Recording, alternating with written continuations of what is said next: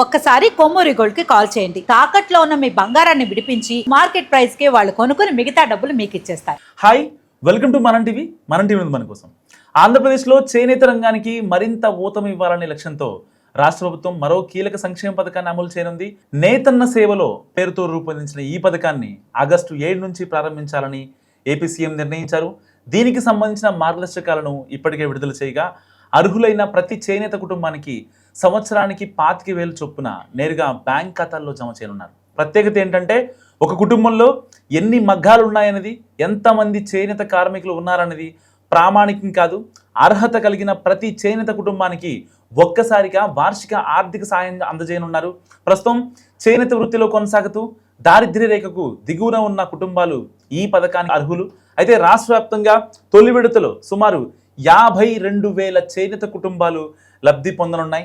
So పథకం అమలులో transparency కోసం ప్రాధాన్యం ఇస్తూ గ్రామ వార్డు సచివాలయాల ద్వారా అర్హుల జాబితాను సిద్ధం చేశారు.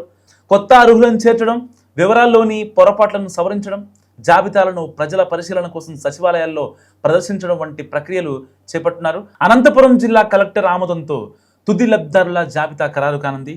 ఈ ఏడాది ఉచిత విద్యుత్ పథకానికి ఎంపికైన చేనేత కార్మికుల జాబితాను ప్రామాణికంగా ఉపయోగించడం తెలుస్తోంది.